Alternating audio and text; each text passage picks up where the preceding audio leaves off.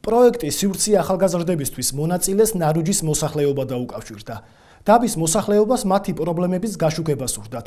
ჩვენ გავითვალისწინეთ მათი თხოვნა და ადგილზე გავეცანით მათ პრობლემებს. ადგილზე მისულებს პრობლემები მართლაც მწვავე გვეჩვენა, უმუშევრობა, უგზოობა, გაზიფიკაცია. ეს პრობლემები დაბის მოსახლეობას ჯერ კიდევ მოუგვარებელი აქვს. ნარუჯის მცხოვრები ნიაზ კოჩალიძე ხელისუფლების მხრიდან უყურადღებობაზე და მოსახლეობის უკიდურეს გაჭირვებაზე საუბრობს. როგორც ამბობს, ჯანდაცვა მათთვის ძვირი ფუფუნებაა. სასწრაფო სამედიცინო დახმარების დანიშნულების ადგილამდე მიღწევა უგზოობის გამო ამ პრობლემას კიდევ უფრო ამწვავებს. 3 წელი ავადმყოფი მყავს. 3 წელია მიწაზე ფეხი არ დაუდგამ. ყოველ 3 დღეში ავადმყოფოში უნდა მგაჩაყვანა. როცა ავადმყოფოში ფეხში ვადგამ, მილიონერი მილიონერი ვგონივად. ფაქტიურად გაღატაკებული ვარ. აფერა გვაქვს. კიდევ ვიმეორებ. ნუ თუ 5 წლის განმავლობაში 20 ლარის ვერ მოგიმატა თავრობამ. 20 ნაბიჯი როგორ ამ გადმოდა ვინაიდან მოსახლეობით სუნთქავენ მაგენ. ცოტა ხედლობა ხომ მეაქციოს ამ გზაზე. არ შეიძლება ამის ამ იანკების ცოტაოდ მაინც ჩამსაგელთო. როცა ხო ოზურქეთიდან ამაზე გამოუადგომობა ეგება ვიღაცა საკუმ ლაპარაკობ ეს არებოდეს, მაგრამ 3,000 სინათლეა. უმუშევრობა ნარუჯის მოსახლეობის მნიშვნელოვანი პრობლემაა. იმის გამო რომ ოჯახები არჩინონ, ბევრი მათგანი სამუშაოდ თურქეთში დადის და ასე შეულობს საარსებო მინიმუმს.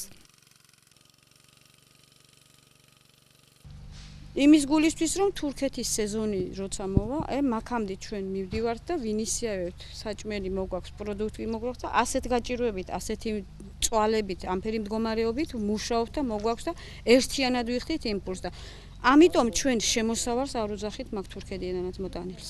იმიტომ რომ ერთად მაგალითად დავაგროვეთ 1000 ლარის რაოდენობით თანხა და გადავიხადეთ მაღაზიაში. მადლობელები ვართ მაგისგანაც.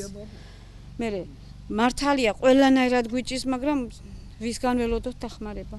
ყველაფერი გავამკვდა, ამდენი ფაბრიკები, ამდენი რაღაცები, ჩაი არსად აღარ ფუნქციონირებს ერთი რაიონის გარდა. თხილია და თხილმაც ხომ იცით ფასი როგორი მერყევი გახადა და არაფერი, რა ვიცი, რანაირად დაგვეხმარება ეს თავრობაც მე არ ვიცი, მაგრამ ერთადერთი ვიცი რომ ნარუჯა ნასაკირალი ლაითურში, სადაც ეს ხალხი ცხოვრობს, თუ კი რამე მიწით ჩვენით რაც ხას ვნახულობთ, ვერც ვნახულობთ, ის მოსავალის აღარ არის, სასუქის მოცემა იყო, ეგეც აღარ არის. ამ რაიონებშია გასაჭირი ძალიან დიდი, მე რომ ხედავ, სხვაგან ახლა ყველგან არის გასაჭირი, მაგრამ ამ რაიონებში მართლა მეტი გასაჭირი. დაბის მოსახლეობა საკუთარ მეურნეობასაც ეწევა, თუმცა მოწეული მოსავალი ოჯახებისთვის საკმარისი არ არის.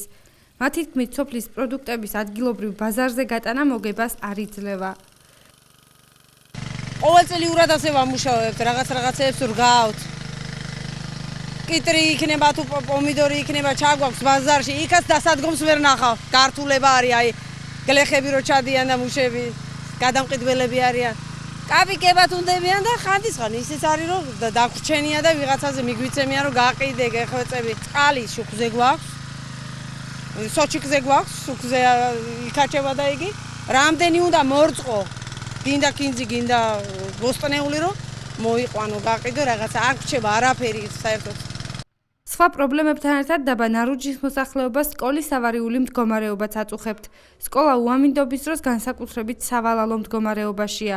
გაურემონტებელი სახურავის გამო სკოლაში წყალი ჩამოდის. ცუდ ამინდებში მდგომარეობა მეტისმეტად მძიმდება. მშობლების სახურავის გაურემონტებლობის შემთხვევაში აპირებენ პროტესტის უკიდურეს ფორმას მიმართონ. 4-5 კლასი მაინც არის ასეთი, რომ ჩამოდის წყალი. სკოლის დირექტორმა ძალიან ბევრი მიმართა, ვის არ, მაგრამ მაინც არის ასეთ 400 მოსწავლე ირიცხება ჩვენ სკოლაში. სადაც ჩემი შვილი სწავლობს, იქანი არის, რო შევდიხარ, ასე ჯერ როგორი ზამთარი ქონდა, ხომ იცი, გაუსაძლისი მდგომარეობა. მასწავლებელსაც ეზარება უკვე შესლა ესეთი ის არის კლასი. წყალი დგას და მოსწავლეები ერთ კუთხეში მიკუშხული და კი გვირდებიან წელს, მაგრამ ტენდერში გაიმარჯვოს, აი ტენდერში კიდე არ გაიმარჯვებს ვინმე და კიდე არ მოვა ჩვენ სკოლას არ დადგება საშველი ალბათ.